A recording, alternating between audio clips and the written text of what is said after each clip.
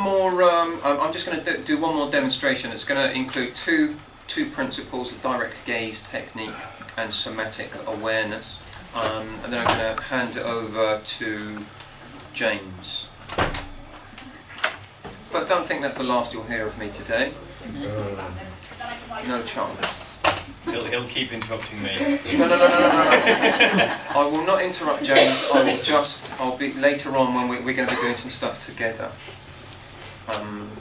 Okay.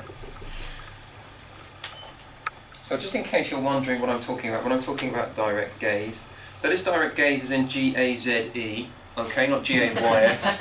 I'm not talking about people that are gay and quite direct at the same time. Okay.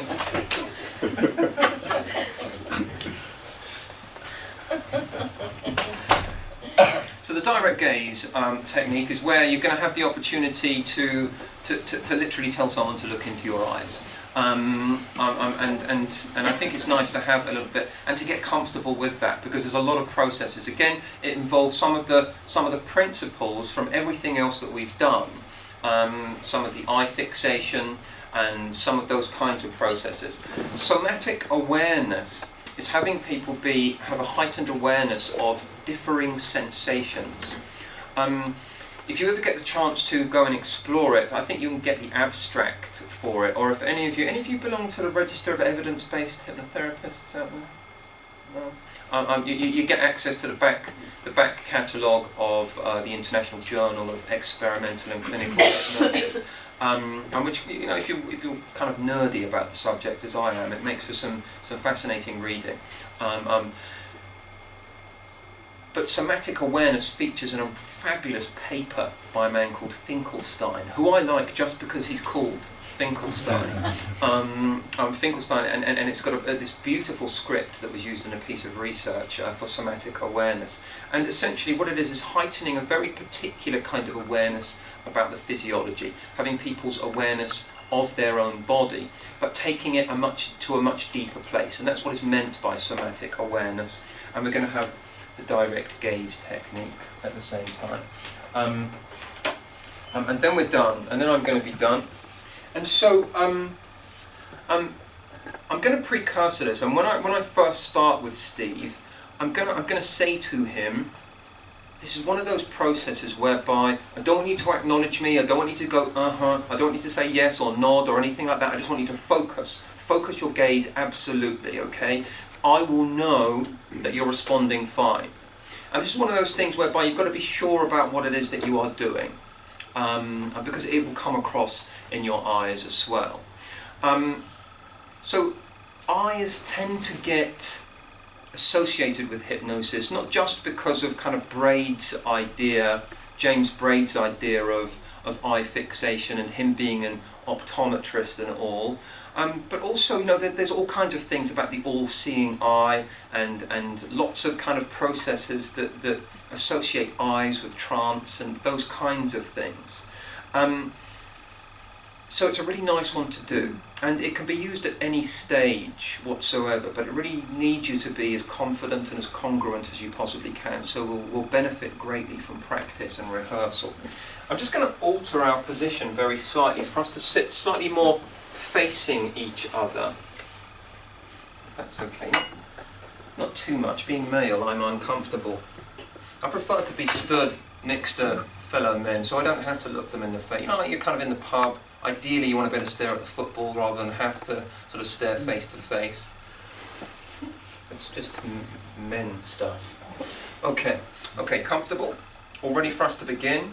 I'm going to include in your notes, by the way, just stay out of hypnosis a moment. I'm going to include in your notes, by the way, some information and some additional resource with regards to processes and a kind of academic underpinning as far as re-induction is concerned. Okay, so re-induction, if you're kind of NLP aligned, you might use it in a process of anchoring, but I think re-induction, there's a number of processes in place that will be anchored inherently, such as your tone of voice. If you're one of those hypnotherapists that has a kind of Hush FM DJ type voice and you think it's necessary to induce hypnosis by suddenly a big hello to all you truckers out there. If you suddenly feel the need to keep doing that, they will recognise that and know that. Perhaps in a room you dim the lights, or perhaps you're a hypnotherapist that uses music. There'll be a number of inherent types of things that will be engaged within a re-induction anyway. Sometimes in session while you're practicing or developing hypnotic skills with your client, you might purposely be taking them out, bringing them in, and so on. Or you might do a proper anchor. And a proper anchor could be a word, a term, a phrase, or it could be some form of touch or something like that, which is a really contentious discussion for another day. But I'm going to include some information about re-induction. Okay then, Steve, ready for us to begin? Okay, in a moment we're going to start. I'm going to ask you to absolutely look here into my right eye. And what I would like you to do is not to acknowledge me, not to do anything else apart from put all your attention, all your focus here on my right eye. And as I'm doing that, just have a nice deep breath in. And now let it go down. That's it, that's it. And just staring all the time here. Nice deep breath in and out. And all the time focusing all your attention here on this eye, okay? And just start to notice as you do that, so you start to go more comfortable. I'm going to count from 1 to 5. When I hit 5, you're going to close your eyes, you're going to go deep inside, deep into that place that you've been to several times already today. Focusing all your attention here. Take a nice deep breath, and 1. Deeper inside of your mind. Now all the time going deeper. Notice how your blurred vision is becoming. That's it. 2. Really notice the difference now, going way down, deeper and comfortably deeper. That's it. Start to notice what you're noticing. 3. Now you don't have to go all the way inside of your mind right now. Just trust that you're doing it in a way that's right for you. And 4. Deeper and deeper until I say 5, and deep way down, comfortably down, deeper and deeper. That's it. Nicely, easily, gently. Good.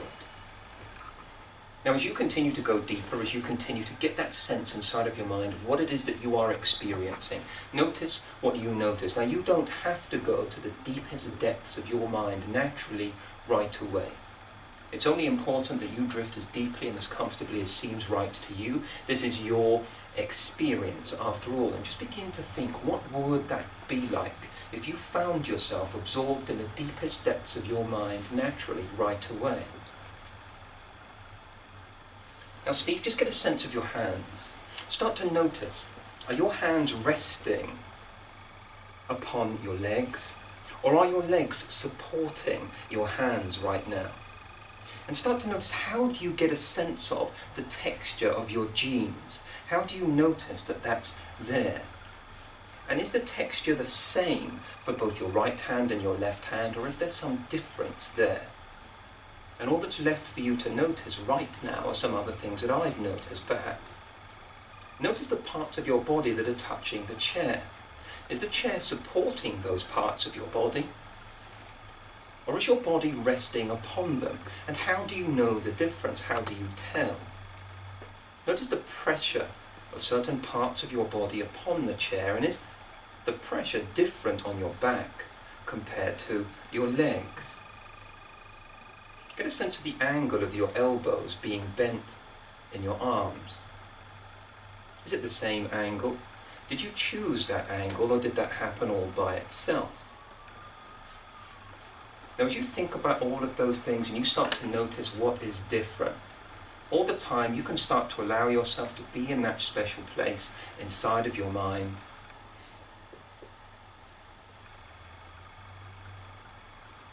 Good.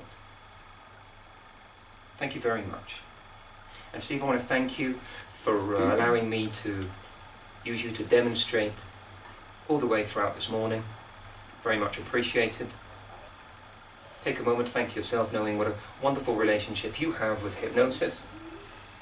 Coming up and out now, then really noticing the difference. Integrating, incorporating everything that you've learned today. Allowing all your sensations to return to their true sense of perspective, at their correct levels of importance as you have the right to expect. In 1, 2, 3, 4, and 5. Eyes open on 5. 1, 2, 3, 4, and 5. Okay, so direct gaze. Tell them to absolutely direct their gaze. Make it focused in as much as they're not going to nod, yes, agree, shuffle, do anything. They're just going to stare. Absolutely stare. What do you think is a good idea for you to do while someone's staring at your eyes? Stare back. At your right eye? Yes. Yes, I mean, that's not exactly what I'm after, but I mean, yes, that is correct. We do want to be staring back. I mean, so we wouldn't want to be going, okay. Okay, because that's utterly distracting. What might we consider doing? What might encourage them? Blinking? A little bit, yeah, yeah. Losing your focus. Yeah. Matching and mirroring. You know, if you're of that ilk and you're into the kind of NLP stuff, then absolutely. Trying to make your eye look really relaxed. Absolutely, you know. Now, if you then start to do that thing where you're starting to go, now they'll start doing that. They'll start responding to that all the time. Focusing here. 1, going deeper and deeper and comfortably down, and you start to notice it. 2, inside of your mind, and then you can do them in some kind of a rhythm. Okay, so 1, 2, 3, but when you get to 4 and 5, put it out of sync so that as you click your fingers, it's catching them slightly unawares. 3, 4, 5. Catch them in a slightly different off pattern. What will happen is on the kind of beat that they were due to close their eyes and go into hypnosis when they suspected, they would have started doing that process inside of their mind anyway, but you close your mind, click your fingers, let them close their eyes. Then somatic awareness is looking for the tiniest details and qualities of that person's physiological experience, okay? And just beginning to ask them the question. So whereas for ratification, we would be feeding back what is undeniably a truism of some kind.